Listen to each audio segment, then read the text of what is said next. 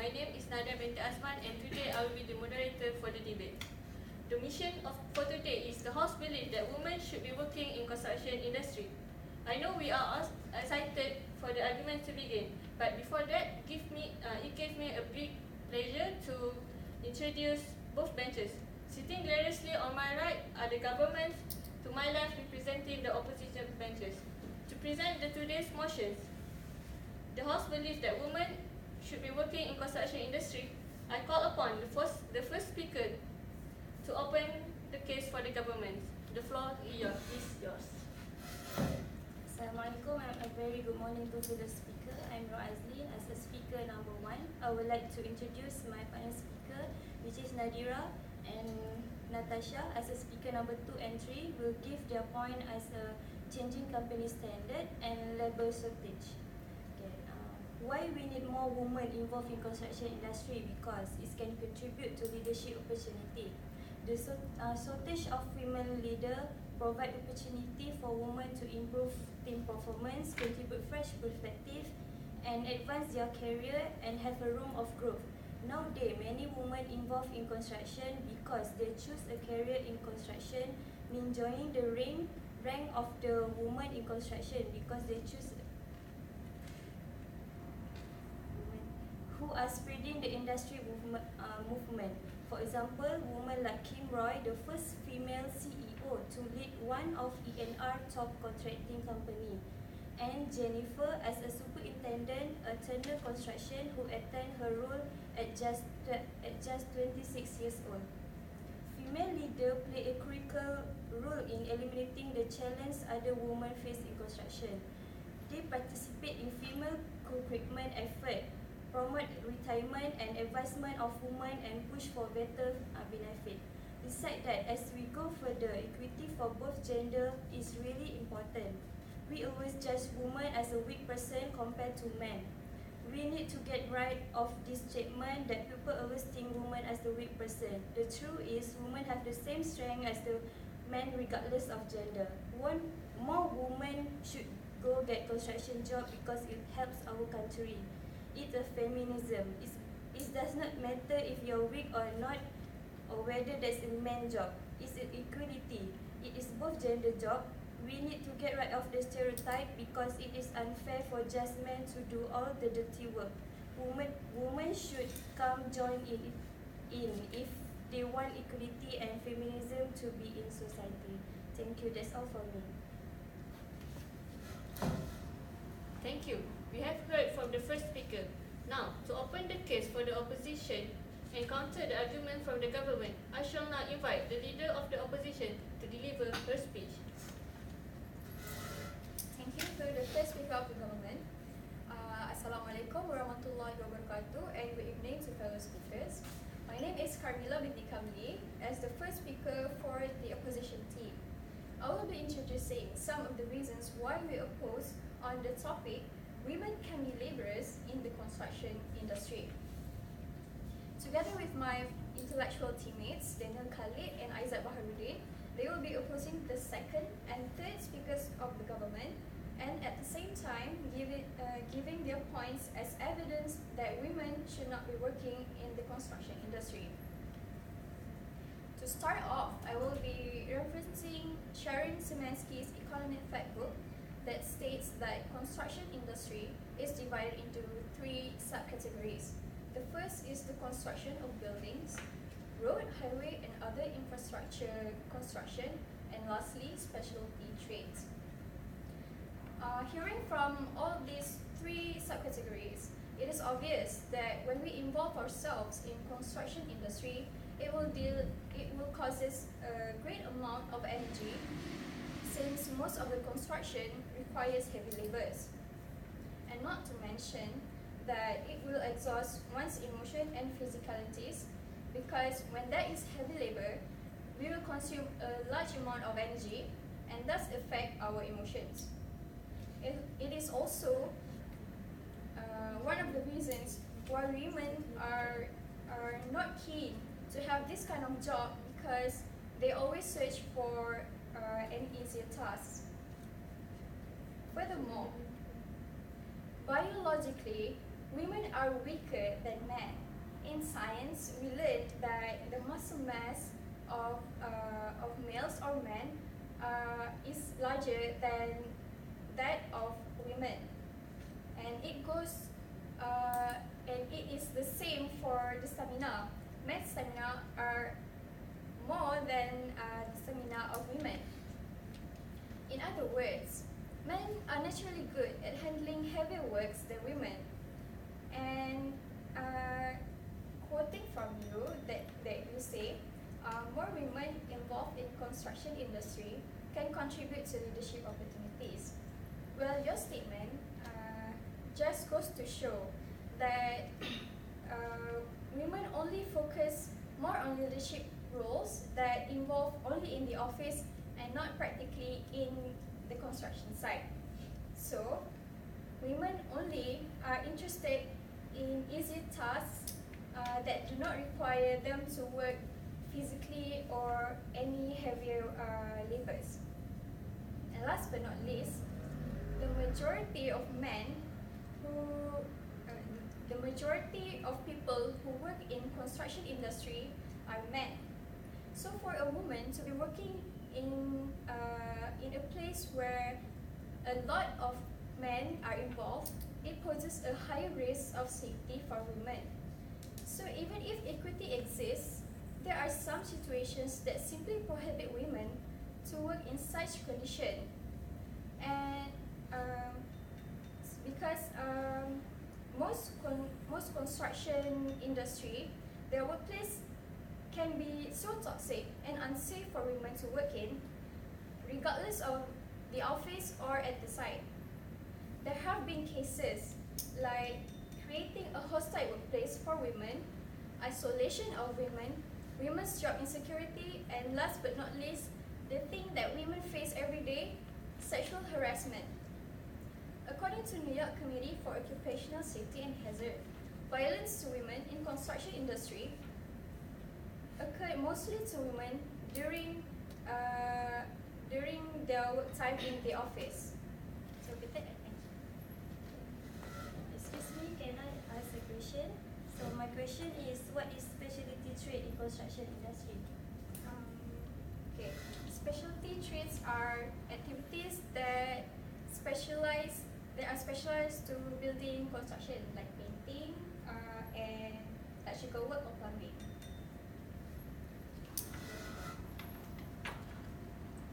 Thank you, Carmilla. The opposition has made her point. I now call upon the second speaker of the government to deliver her speech. Okay, Assalamualaikum and good evening to my fellow speakers. So I'm Nadia as second government speaker. Would like to propose my point, which is female leaders will able to make an important impact to a company.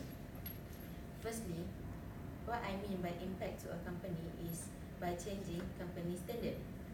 Female leaders plays a crucial role in eliminating the challenges that faced by other women in the industry. So the women that participate in female recruitment efforts promote retention and advancement of women for better benefits. Besides, women also serve as a valuable resources for their peers, inspiring their careers and encouraging them in others to get promotion in the company. So multiple study has been shown that teams with diverse gender representation perform better financially and innovate at higher rates than those with homogeneous gender profile. So how this will affect your company? Firstly, your company will get new perspective that female workers additional, which will cause few things to happen and change.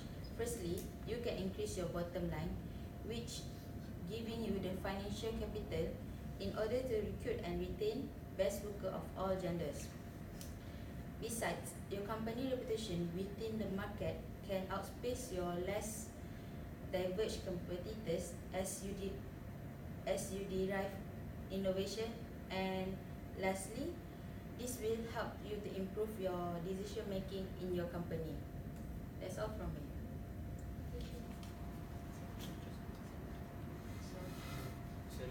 question. How to get a woman involved in construction? How to get a woman? So it is how to get.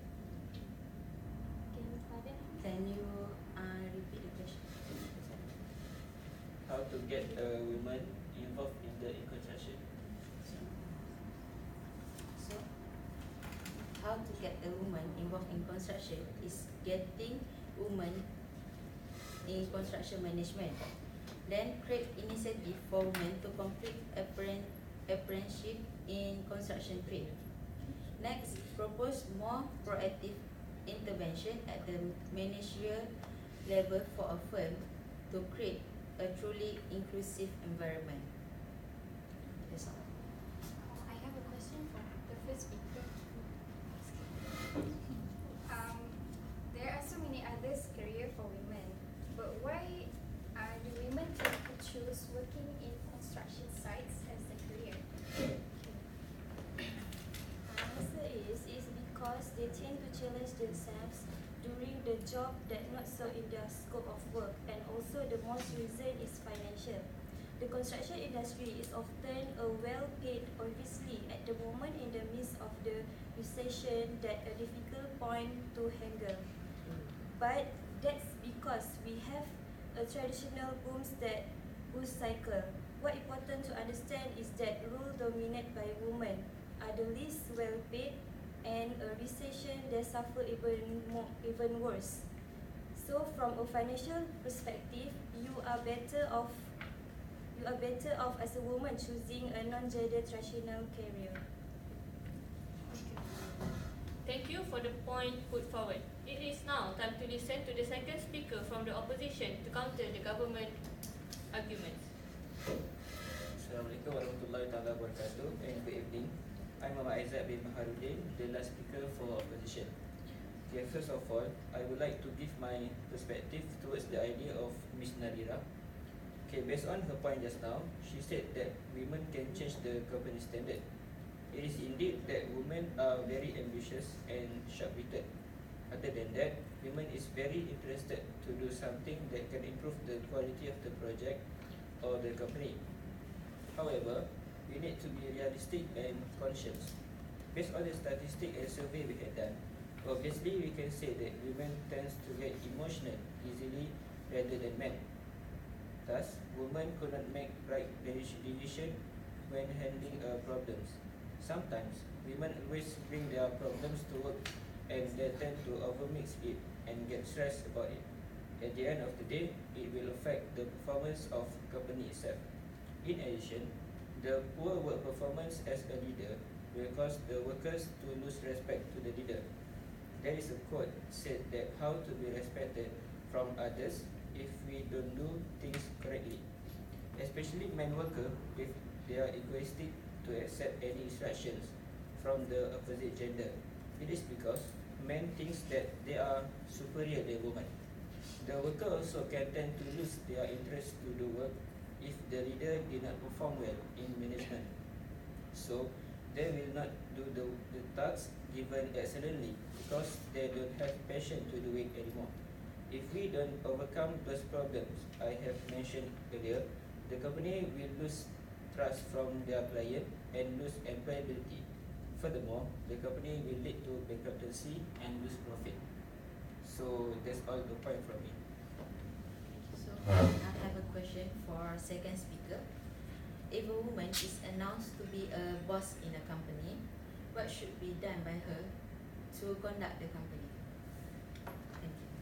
Okay, I'm not denying that they are very hard for a woman leader to conduct all the workers in the company. First thing first, she need to be friendly to all workers. She also must lower her egoistic level. She need to accept any ideas from the worker.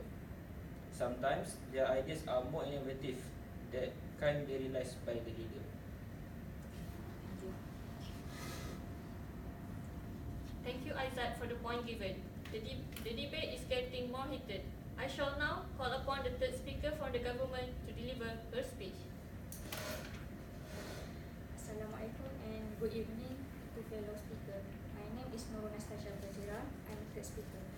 My point is there is a labour shortage in the construction trade. Construction is one of the most male-dominated industry in the world. In total, roughly 9% of workers in the United States construction industry are women, with the remaining 91% being men. With women comprising just 1% of the overall labour force in the United States construction industry, the benefit of recruiting and investing in female workers for firms are apparent.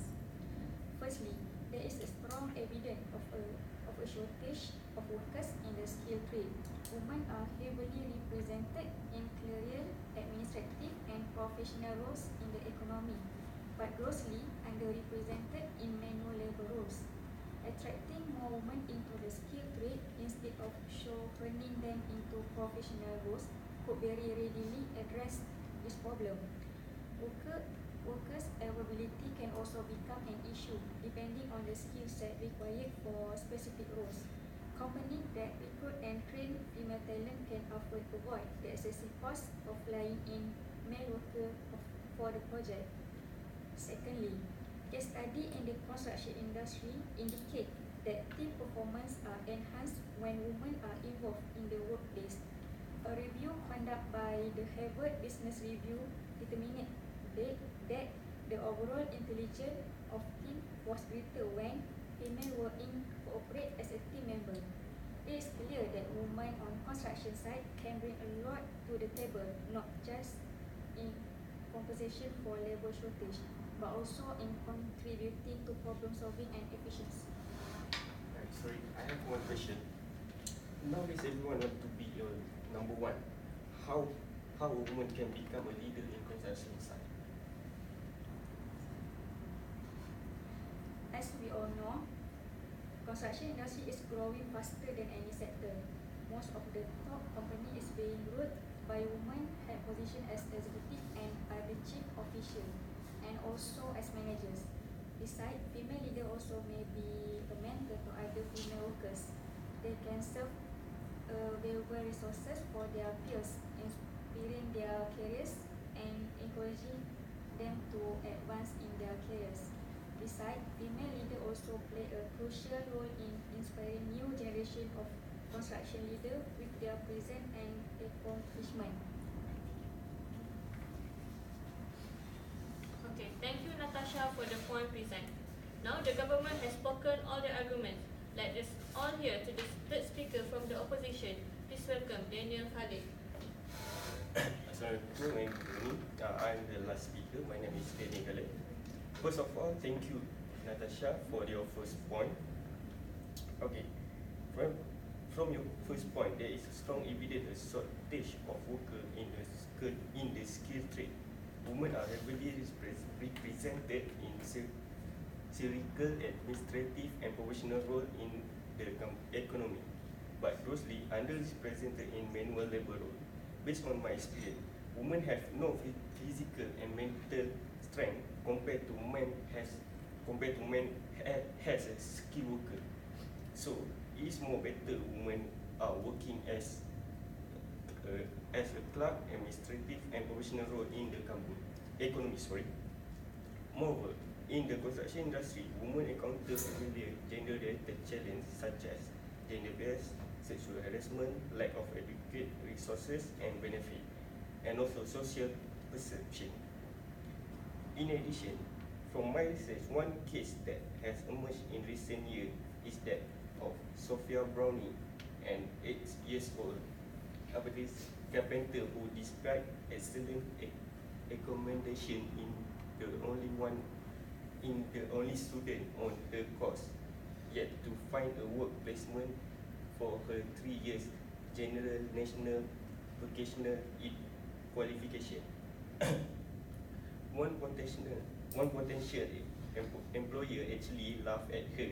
John Covey, Southwest Region Advisory Manager for the Construction Industry Training Board, which is acting a Brownie employer, said Sophia has demonstrated a wonderful ability in carpentry, but unfortunately, this is part of a trend. Colleges are happy take a woman, the missing link in them finding an employer to take them. They see women as a distraction, which will initiate change in the way the work is very frustrating. Corey adds that one of the 9 women who signed up to the CITB, that one is Construction Industry Training Board, People at Work scheme to promote equal opportunities for ethnic minorities and women. Work placement were only found for 2. The last one, recent Emergency Operation Center (EOC) research revealed that 3,000 women every year leave their job because of poor maternity right. But manufacturing and construction stand out for their lower than average provision of such as benefit, even when compared with other male-dominated sector. The most recent DTI statistic published in October 2003 showed that 50% of construction employers give female workers more than 18 weeks statutory leave, compared with a national average of 27%. 28% of the sector operated keep in touch or retraining scheme, compared with an average of 59%. Thank you. That's all for me. So I have a question for you. What is the biggest challenge of being a woman working in construction? Okay.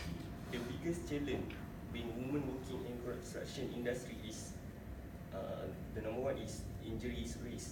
Most construction protection equipment is still designed with men in mind.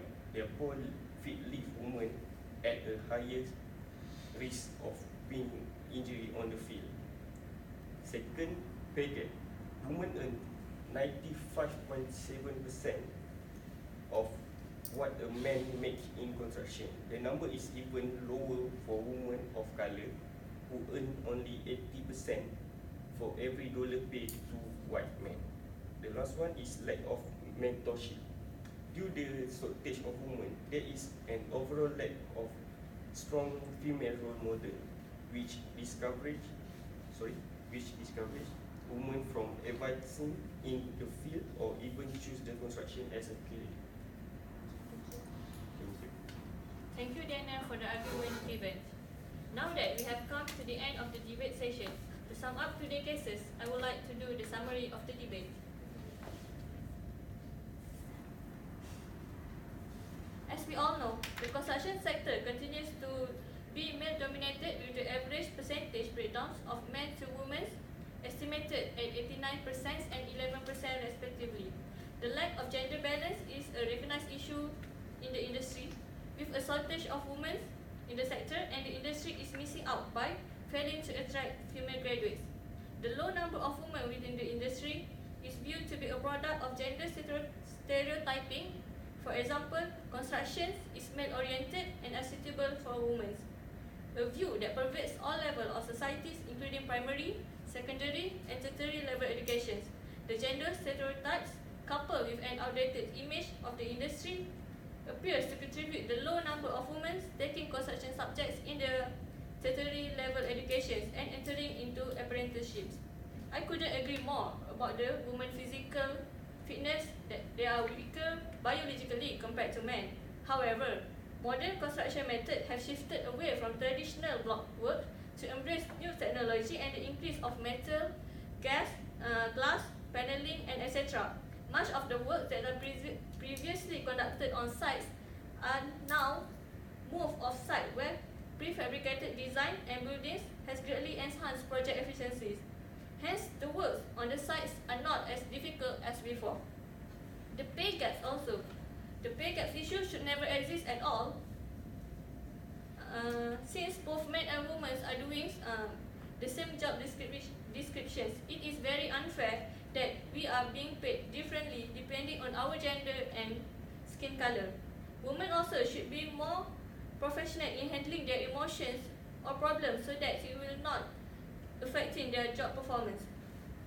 There is a broad agreement that there is a need for an improvement gender balance within the sector. In addition to their technical skills, women were praised for their flexibility in decision making and problem solving skills. It found out that the team performance are enhanced when women are involved in the workplace. The general viewpoint is that improving the gender balance within the company expose staff to a different perspective, and offer a broader outlook, which ultimately will improve the decision making and leads to a more vibrant workplace. Furthermore, it is widely recognized that improving the gender balance within the company encourage a more vibrant workplace and expose staff to a different voices, which will improve their decision making. Lastly, a woman could possibly achieve up to their self-actualization hierarchy when they do really well in the construction industry, even though there are lots of stereotypes that are trying to cut them down. Thank you. The House is now dismissed. Thank you.